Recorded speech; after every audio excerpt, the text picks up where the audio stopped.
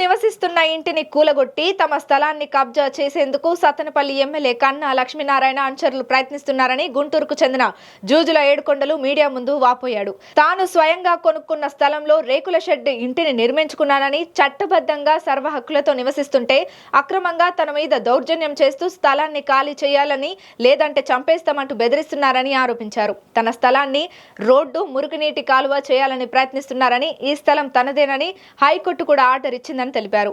నగరం Palem police station లో ఫిర్యాదు చేసినా కూడా తమకు తగిన న్యాయం జరగలేదన్నారు. లోన్ తీసుకొని మేము ఇల్లు కట్టుకొని మేము నివసిస్తూ ఉంటే దౌర్జన్యంగా మా స్థలాన్ని పోలీసు వారు చెప్పినా వినకుండా, పోలీసు వారు క్రైమ్ కేసులు కట్టి ఎఫ్ఐఆర్లు కట్టినా కానీ వాళ్ళ మాట వినకుండా, నాకు రాజకీయ అండబలం ఉంది, మా కన్నా నాగరాజు, కన్నా లక్ష్మీనారాయణ గారు ఉన్నారు, నువ్వేం చేసుకుంటావు చేసుకోమని చెప్పని నా ఇల్లుని 3 సార్లుగా నన్ను కత్తులు కటారుతో బెదిరించి ఇప్పటికైనా నువ్వు పారిపోకపోతే నిన్ను చంపేసరి కుక్కలను పెట్టి తొక్కించాను సరే ఈ స్థలాన్ని ఆక్రమించుకుంటానని చెప్పి నేను మమ్మల్ని ప్రాణరక్షణ కోసం మమ్మల్ని పోలీసు అధికారులు చెప్పినా వినకుండా మాపై ఈ దుష్ట చర్యని ఎవరు మమ్మల్ని కాపాడేవాళ్ళు లేరు. అందుకని చెప్పి మీడియా ద్వారా అధికారులకు తెలియజేయడానికి న్యాయం చేస్తారని నేను విన్నవించుకుంటున్నానయ్యా.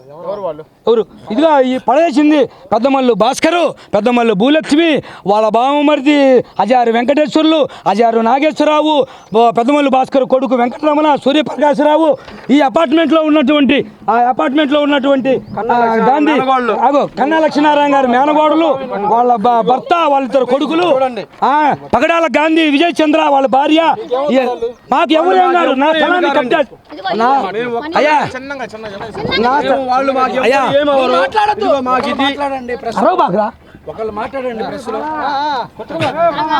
అయ్యా మాకు అపార్ట్మెంట్ నివాసితులు దొప్పలపూడి శ్రీనివాసరావు, వాళ్ళ భార్య, వాళ్ళ కొడుకు, ఆ అపార్ట్మెంట్స్లో ఉన్నటువంటి దిలీప్ కుమారు, ఈ లైన్లో ఉన్నటువంటి ప్రగడ బ్రహ్మమూర్తి, దుడుగు కోటేశ్వరరావు, ఎస్కే జానీబాసా, భాస్కర్, ఆక్రమ నివాసంలో ఉన్నటువంటి విజయ వాళ్ళ భర్త, ఏంది కన్నా అనుచరులు, కన్నా బంధువులు అయినటువంటి ఆలపాటి నాని అంట, ఎవరో మరి అశోక్ అంట, అది అశోకు, వాళ్ళ ప్రత్యర్థులైనటువంటి ఎంతో మాకు తెలియని గుర్తులేని వ్యక్తులు మొత్తం వచ్చేసి నా ఇల్లుని మున్సిపాలిటీ వాళ్ళతో కుమ్మక్కయ్యి రోడ్డు కాలువగా తీసుకోవాలని చెప్పి ప్రయత్నాలు చేస్తే మున్సిపాలిటీ వారి మీద నేను హైకోర్టు ఆర్డర్ తీసుకొని వస్తే మా అమ్మగారు చనిపోయి మేముంటే నా మీద ఫాల్స్ కేసు పెట్టి నన్ను బయట ఎవరు చేసి నా ఇల్లుని ఆక్రమించాలని ప్రయత్నాలు చేస్తే నేను హైకోర్టు కాస్ట్ పిటిషన్కి వెళ్ళి నేను కాస్ట్ నా వైపు ఆర్డర్ వస్తే నేను ఆ ఆర్డర్ కాపీ కోసం తిరుగుతుంటే ఈ సమయంలో నా ఇల్లుని 3 దఫాలుగా దౌర్జన్యం చేసి లాస్ట్కి పూర్తిస్థాపితం చేసి ఈ విధంగా చేశారు. ఇదిగో నా ఇల్లు, మీకు ఏమి కావాలంటే ఆ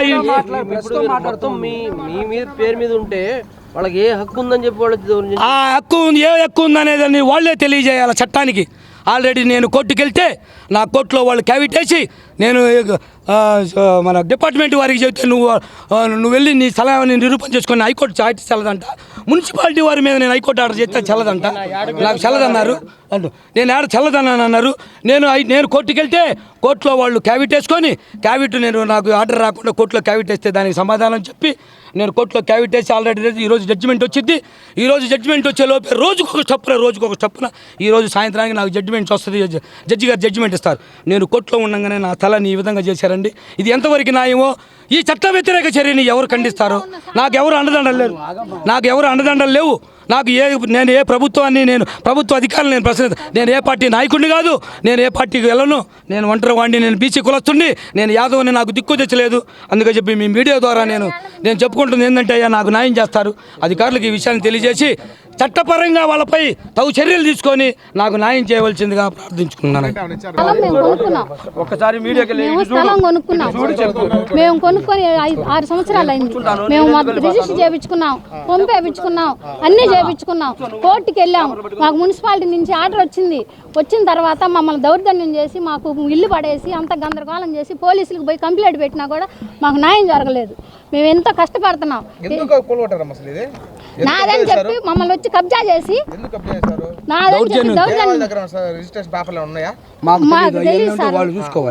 మాకు రిజిస్ట్రేషన్ మేము చేయించుకున్నాం, కొన్నోళ్ళ దగ్గర చేయించుకున్న తర్వాత మేము పన్ను తెచ్చుకున్నాము, పంపు వేయించుకున్నాము, ఆ సర్వే నెంబర్ ఉంది, అన్నీ ఉన్నాయి, మా ఇల్లు కూడా ఉంది. కానీ ఇల్లు రయ్యి వచ్చి 20 మందిని 100 మందిని తీసుకొని వచ్చి ముందు కెమెరాలు పగలగొట్టారు. మేము కెమెరాలు పెట్టుకొని ఉన్నాం, భయపడి ప్రాణవాయంగా కెమెరాలు పెట్టుకొని ఉంటే పగలగొట్టేసి వెళ్ళిపోయారు వచ్చి ఒక 100 మంది.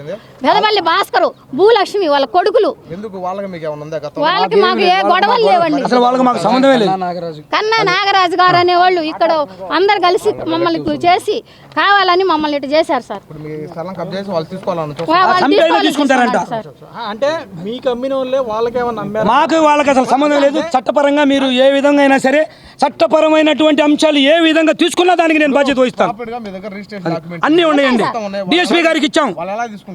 అది ఎలా తీసుకుని పడేశారుగా, పడేసి ఈ స్థలాన్ని కబ్జా చేసుకొని మా స్థలాన్ని ఆయన ఇండిషన్ ఆర్డర్ అన్నాడు సార్. వాళ్ళకి మాకు అసలు సంబంధం మాకేం సంబంధం లేదు. మా ఆర్డర్ వేరు, వాళ్ళ ఆర్డర్ వేరు.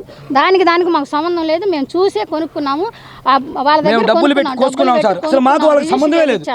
మొత్తం ఇక్కడే గుంటూరులో రిజిస్టర్ చేయించుకున్నాం. మొత్తం అన్నీ ఉన్నాయి మా దగ్గర. కానీ మా మాట వినకుండా కన్నా గారు వాళ్ళ మాటలు విని వాడు వచ్చి మమ్మల్ని ఈ రకం చేసి రెయ్యికి ఇల్లు అంతా పడేసి 100-200 మందిని తీసుకొని వచ్చి మమ్మల్ని ఈ రకంగా బయటికి పంపించి పోలీసు వారు మమ్మల్ని బయటికి పంపమని చెప్పి వాళ్ళని పెట్టుకొని ఉన్నారు ఇక్కడ. కానీ మాకు న్యాయం జరగట్లేదండి. మేము టీడీపీలో ఉన్నాం సార్.